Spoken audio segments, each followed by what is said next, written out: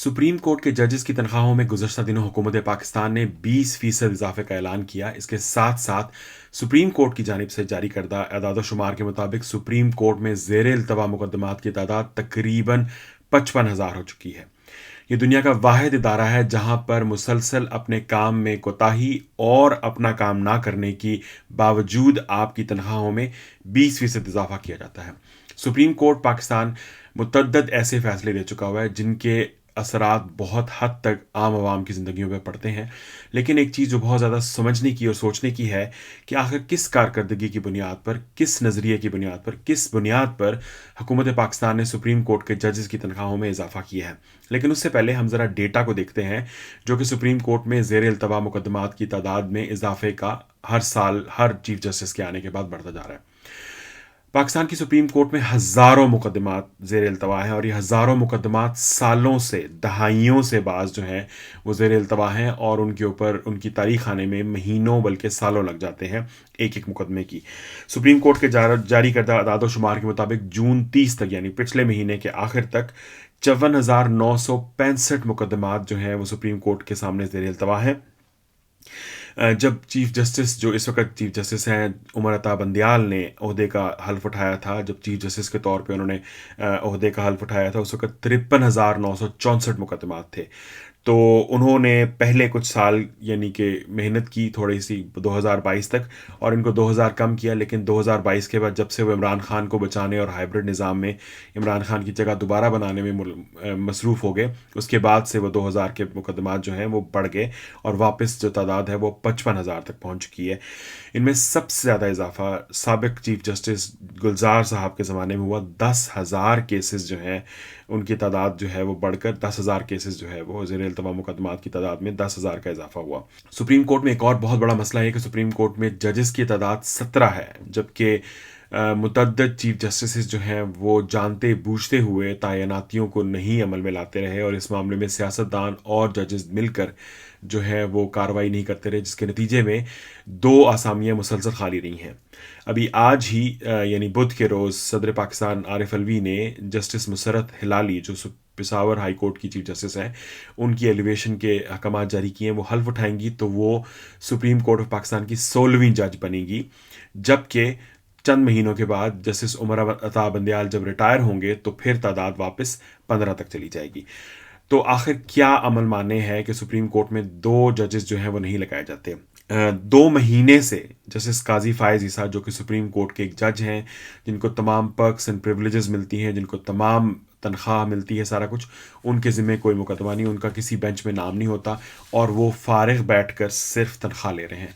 आखिर सवाल ये पैदा होता है कि इस मामले पर नज़रसानी कौन कर सकता है, किसके सामने ये मामला जाना चाहिए, जिसको ये नज़र आना चाहिए कि जो सुप्रीम कोर्ट के जजेस हैं वो इतना पैसा, इतना टैक्स पेयर्स के पैसे के ऊपर इतना बड़ा बोझ होते हैं और उसका हासिल वसूल क्या है। यानी हर बढ़ते साल के साथ मुकदमात की तादाद में इजाफा होता जा रहा है और उसमें कमी की कोई सूरत नज़र नहीं आती। और जजेस मानते हैं कि ये सबसे बड़ा चैलेंज है, लेकिन इस पर कार्रवाई कुछ नहीं करते। रोज़ाना आप देखते हैं कि घंटों जजेस जो हैं वो बैठकर फारिग और फजूल मुकदमात जिनका ना कोई ताल्लुक है, ना कोई सर है, ना पैर है, उनको सुनते हैं सिर्फ इसलिए कि वो सियासी मामलात जो हैं वो उनके अंदर मुलव्वस होते हैं। जैसे कि मसलन जो ये full bench, so called full bench तश्कील दिया गया, उसके अंदर 8 जजेस बिठाए गए। अब उन 8 जजेस के बिठाने का मकसद जो भी था उसका पता था कि वो एक सियासी मूव है, एक सियासी अमल है, लेकिन उसके बावजूद 8 जजेस को स्पेयर करके दूसरे मुकदमात जो कि ज़रूरी हैं, जिन पर लोगों की ज़िंदगियों का दारोमदार है, उनको छोड़ के उनको स्पेशल बेंच में बिठाया गया और उसके साथ उनका वक़्त का ज़िया हुआ, टैक्स पेयर्स के पैसे का ज़िया हुआ। अब यहाँ पर बात ये होती है कि तकरीबन यानी 1 साल से ज़्यादा करीब अरसे से जजेस की असामियाँ खाली हैं। आज भी मिसाल के तौर पे एक चीफ जस्टिस जो है वो इस तनख्वाह में इजाफे से पहले 10,24,324 रुपये तनख्वाह लेता था। पर्क्स एंड प्रिविलेजेस इसके अलावा हैं। उन पर्क्स एंड प्रिविलेजेस में टिकट्स हैं, वीवीआईपी प्रोटोकॉल है और बहुत सारा और अमला और जो मुंशी मुसल्ली जो हैं उसके अलावा है। इसी तरह सुप्रीम कोर्ट का एक जज यानी जो जस्टिस फ़ाइज़ ईसा हैं या जस्टिस मज़ाहिर नकवी हैं, 9,67,636 रुपये तनख्वाह लेते हैं महीने की। यानी तकरीबन 2 महीने जस्टिस फ़ाइज़ ईसा 18 लाख से ऊपर रुपए लेते रहे। उनका कोई इसका ज़िम्मेदार जो भी है, लेकिन आला अदलिया को बुनियादी तौर पे ये चीज़ समझने की ज़रूरत है कि आला अदलिया के सामने ये मामला क्यों नहीं होते। आखिर ये कैलकुलेशंस वो भी तो कर सकते हैं कि हमारे ऊपर इतना कौम पैसा खर्च करती है और हमारा एक मकसद है। हमारा मकसद सियासत करना नहीं है, हमारा मकसद हुकूमतों की जोड़ तोड़ नहीं है, हमारा मकसद अपनी सास की ख्वाहिशात को पूरा करना नहीं है, हमारा मकसद इंसाफ की फराहमी है, लोगों को इंसाफ फराहम करना है। अब चीफ जस्टिस की तनख्वाह जो अब बढ़ के 12,29,179 यानी रुपए हो गई है, जबकि एक आम जज की तनख्वाह जो है वो 11,61,163 जो है वो हो गई है। अब 11 लाख यानी कि 61,000 रुपये तनख्वाह लेकर भी अगर एक जज काम नहीं करता और उसकी कारकर्दगी जो है वो हमारे सामने जो है जिस हिसाब से होनी चाहिए वो नहीं है, तो एक अफसोसनाक अमल है। जबकि दूसरी जानिब हम देखें तो इनकी असरात लोगों की ज़िंदगियों पर क्या पड़ते हैं। BBC उर्दू की खबर है, BBC उर्दू के लिए फ़रज जावेद ने खबर की थी। 22 दिसंबर 2017 की खबर है। एक रानी बीबी शनियोट से ताल्लुक़ है, उनका कत्ल के मुकदमे में उन्होंने उन पर 1998 में शौहर के कत्ल का इल्ज़ाम लगा। उन्होंने कहा कि मैं बेकसूर हैं, उनके पास 400 रुपये नहीं थे। 19 साल वो सलाखों के पीछे रहे और 19 साल के बाद ये पता चला कि उनके खिलाफ जो इल्ज़ाम था वो गलत था, केस झूठा था और उनको रिहाई का इनको रिहाई का हुक्म जारी किया गया। रानी बीबी उन खुशकिस्मत अफराद में से हैं जो जेल में से 19 साल के बाद ज़िंदा वापस आ गई। ऐसे भी वाक़यात हैं जब लोगों की रिहाई का हुक्म जारी किया गया और 2 बरस कबल या 1 बरस कबल उनको फांसी दी जा चुकी थी। ये खबर है 2016 की, 22 अक्टूबर 2016 की। और 21 अक्टूबर को एक्सप्रेस की खबर के मुताबिक सुप्रीम कोर्ट ने अस खुद नोटिस लेकर एनी गवाह के बयान में मौजूद तजाद की बुनियाद पर सजाए मौत के 2 मुलजिम बरी कर दिए, लेकिन इन दोनों भाइयों को इंसाफ मिलने की बजाय मौत ने गले लगा लिया, क्योंकि 1 साल पहले यानी कि 2016-2015 में दोनों भाइयों को डिस्ट्रिक्ट जेल बहावलपुर में फांसी दी जा चुकी थी।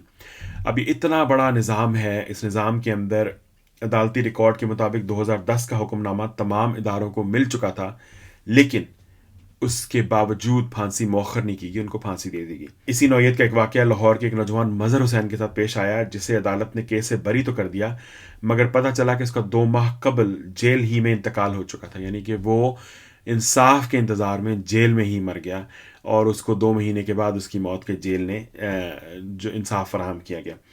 यानी कोई ऐसा चीता नहीं है इस पूरे निज़ाम के अंदर। यानी इतनी जहालत है और इतना आर्केक और ज़माने कदीम का है कि एक शख्स जिसका केस सुप्रीम कोर्ट में लगा हुआ है, कोई इंसान का बंदा आके सुप्रीम कोर्ट को ये भी नहीं बताता कि वो मर चुका है, आप इसके केस का फैसला करें या ना करें, उसकी ज़िंदगी पे कोई फ़र्क नहीं पड़ेगा, या कम अज़ कम उसको बेहतर जल्दी फैसला करते हैं। इस बारे में कोई, यानी कि आई डोंट नो ये सिस्टम कैसे काम करता है। यानी मुझे पता है कैसे काम करता है, लेकिन आई डोंट नो कि जो लोग इस सिस्टम के अंदर हैं उनको क्यों नहीं नज़र आता कि सिस्टम कैसे काम कर चुका हुआ। जिन 2 मुलजमों को जिनको फांसी दी गई थी, उनके मुताबिक गुलाम कादर और गुलाम सरवर पर इल्ज़ाम था कि उन्होंने दीगर मुलजमान के साथ मिलकर 2 फरवरी 2002 को थाना सदर सादिकाबाद ज़िला रहीम यार खान के हदूद में गाँव रांझे में अब्दुल कादर और उसके बेटे अकमल को कत्ल किया था। अच्छा खैर, जो भी हुआ, ट्रायल कोर्ट ने नामजद मुलजमान में से 6 को बरी कर दिया और गुलाम फरीद और को उम्र कैद और गुलाम कादर और गुलाम सरवर को 3-3 बार सजाए मौत का हुक्म जारी किया। तो अब ये हालात हैं पाकिस्तान के निज़ाम इंसाफ के, जिसमें लोगों को फांसी लग चुकी होती है और उसके बाद फैसला किया जाता है कि जी वो तो बेगुनाह थे। लोग 19 साल की जेल काट चुके हैं, 10 साल की, महीनों की। यानी एक और वाक़या है, 27 मार्च 2017 की ख़बर है आज न्यूज़ की। मुलजिम 12 साल से कैद मुलजिम मजहर की बाइज़्ज़त बरीयत। अच्छा, 12 साल वो बेचारा कैद रहा और उसके बाद उसको सुप्रीम कोर्ट ने बरी करने का हुक्म जारी किया। अब अगर ये थोड़ा सा निज़ाम इंसाफ तेज़ होता और इतना जो पेंडिंग मुकदमात हैं और उनकी तारीख, तो शायद इस बेचारे को 12 साल जो है उस जेल में गुजारने ना पड़ते और वो ये 12 साल अपनी ज़िंदगी कहीं और गुजारता। 5 साल की कैद की सज़ा ख़त्म होने में 6 साल लग गए। उर्दू न्यूज़ की खबर है अरशद चौधरी की। लाहौर के एक पान फरोश को 2013 में एहतराम रमज़ान ऑर्डिनेंस की खिलाफ वर्जी पर प्राइस मजिस्ट्रेट ने 5 दिन कैद की सज़ा दी थी, लेकिन उन्हें पूरे 6 बरस बाद जेल से रिहाई मिली। अब सवाल ये पैदा होता है कि ये आम लोगों की ज़िंदगियां हैं जो इन जजेस की सियासत, इन जजेस की जो ये जो ड्रामेटिक्स हैं, थिएट्रिक्स हैं, कोई सास के बहाने में, कोई बीवियों के चक्करों में, और कोई बहू और कोई दामादों के चक्करों में जो ज़ाया हो रहे हैं, और आम इंसान उसकी कीमत अदा कर रहे हैं। और वो आम इंसान जो टैक्स अपने खून पे पसीने के कमाई से टैक्स देता है, और उस टैक्स से इन जजेस को पाल रहा है और इस निज़ाम इंसाफ को पाल रहा है। आप किसी भी, और इस यानी ये जो डिले का एक निज़ाम क्रिएट किया गया है, ये पूरी की पूरी एक मार्केट है जिसके अंदर तारीख आगे करवाने के पैसे लिए जाते हैं, तारीख जल्दी लगवाने के पैसे दिए जाते हैं, तारीख किसी जज के सामने लगवाने के पैसे दिए जाते हैं। मुझे अच्छी तरह याद है कि हमारे वालिद साहब, हमारे ददियाल का मुकदमा था जो तकरीबन 20 साल से अदालतों में धक्के खा रहा था। तो उस दौर में मेरे वालिद साहब और भाइयों ने मिलकर 5 लाख रुपए एतजाज़ हसन को दिए थे, जिन्होंने किसी जज व जो भी, एतजाज़ हसन साहब के बारे में सारी दुनिया जानती है। उन्होंने पेशी लगी, पेशी में जज ने ना कोई सवाल पूछा ना कुछ, बैठ के उन्होंने केस पढ़ा, इनसे 2-4 बातें की। आई थिंक वो 5 लाख रुपए में से ज़ाहिर बात है कहीं ना कहीं एडजस्टमेंट हुई होंगी, और वो मुकदमे का फ़ैसला हो गया, रिव्यू पटिशन भी फारिग होगी। 25 साल हम धक्के खाते रहे और 5 मिनट में मुकदमे का फ़ैसला हुआ, और 5 लाख रुपए उसकी कीमत थी। तो हमारे यहाँ जजेस को, आला अदलिया के जो मुंसिफिन हैं, उनको ये सोचने की ज़रूरत है कि उनका बुनियादी मकसद क्या है। उनका बुनियादी मकसद क्या है? इमरान ख़ान को सपोर्ट करना है। यानी पिछले दिनों असद तुर्की ने वीलॉग किया कि चीफ जस्टिस साहब ने चंद वीलॉगर्स को बुलाया और उनसे गुफ्तगू शनीद की। अब चीफ जस्टिस के पास वीलॉगर्स को सुनने के लिए टाइम है, उनके साथ गपशप लगाने के लिए टाइम है। और मैं वो वीलॉग सुन रहा था तो मुझे लग रहा था कि जैसे मैं एकता कपूर का कोई स्क्रिप्ट सुन रहा हूँ, स्टार प्लस के किसी यानी सोप ओपरा का सुन रहा हूँ कि फलाना जज फलाना ते इंजदा हैगा तो फलाना ते इंजदा हैगा। यानी वो जैसे कोई फप्पे कुटनी बैठ के पिचिंग कर रही होती है, यानी कि वो फप्पे कुटना, सॉरी, बैठ के पिचिंग कर रहा होता है, माजरत, जेंडर न्यूट्रलिटी। तो यानी कि अजीबो गरीब सी, यानी कि वो एक सिचुएशन है कि एक चीफ जस्टिस बैठ के अपने साथी जजेस के बारे में बिचिंग कर रहा है, उनकी बदखोइयाँ कर रहा है, और उनके बारे में कह रहा है कि मैंने तो इसको ये किया और उसको वो किया, इसको ये किया। यानी आप क्या कर रहे हैं? अपना नहीं तो कम से कम उस कुर्सी का जिस पे अवाम ने आपको बिठाया, उसकी थोड़ी सी कुछ कदर कर लें। और जिन लोगों ने आपके टैक्स के पैसे से, जिन आपकी तनख्वाहें दी, आपकी प्रिविलेजेस हैं, और जो आपके पीछे अर्दली और मुंशी लगे होते हैं सारे, उनके वो चार्जेस उठाते हैं, जिन्होंने इस ऐवान को बिल्ड किया और इसमें आपको बिठाया, उनकी कुछ हया कर लें। लोगों की ज़िंदगियां तबाह हो रही हैं, और यहाँ पे सियासत हो रही है, और वीलॉगर्स के साथ गपशपें हो रही हैं। और ये मैं किसी इनको नहीं कह रहा, ये एक तवील हिस्ट्री है सुप्रीम कोर्ट ऑफ पाकिस्तान की, हायर कोर्ट्स ऑफ पाकिस्तान की, जहाँ पे जजेस बैठ कर या तो बायस डिसीजंस देते हैं, या गलत फ़ैसले देते हैं, या पैसे लेके। यानी पाकिस्तान में ये अंडरस्टूड बात है जज करना किसी, यानी आप ये कोई यानी कि हमारे सामने अब तो ये ऑडियो लीक्स और ये सारा के नतीजे में अब आ रहा है सामने, ज़माने से लोग जानते हैं कि जज कर किया जा सकता है। अब तो ऑडियो लीक्स ने मामला आसान कर दिया ना, कि वो बैठ के दामाद या वकील इमरान खान का कहता था जी ये फ़ैसला आना, और फैसला वही आता था, उसको पता होता था कि फ़ैसला कौन सा आना है। So it's a very very alarming situation, और इसके ऊपर जितना भी यानी कि बात की जाए कम है। लेकिन हमारे यहाँ बात नहीं होती। हमारे यहाँ चैनल्स ने एक फ्रेंजी क्रिएट की हुई है, जो कि इस सिस्टम को पुश करती है, जो इस सिस्टम को मज़ीद ख़राबी की जाने पुश करती है। जजेस की बयानात के टिक कर चलते हैं। मुझे याद है इफ्तिखार चौधरी जो क्या कहते हैं चीफ जस्टिस था, तो वो उस ज़माने में वो फसी बुखारी एडमिरल जो थे, नैब के कुछ थे, तो उनका मुकदमा लगना था। तो चीफ जस्टिस साहब आके बैठे और उन्होंने सबसे पहले प्रेस वाली साइड पे देखा, तो वहाँ पे हमारे कयूम सिद्दीकी साहब, जो हमारे भाई हैं जियो वाले, वो नहीं बैठे हुए थे।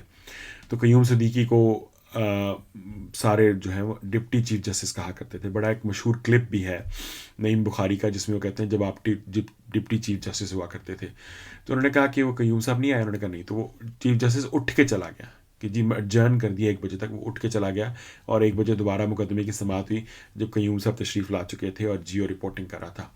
तो मीडिया का भी इसमें ऑफ कोर्स हाथ है, लेकिन मैं ये समझता हूँ कि इस मामले के ऊपर मज़ीद बात होनी चाहिए, और इस मामले के ऊपर मज़ीद हाईलाइट किया जाना चाहिए, ताकि जजिस को एहसास हो। और दूसरे नंबर पे जो तनख्वाहों में इजाफे कर रहे हैं, उनको ये तो देखना चाहिए कि कारकर्दगी क्या है।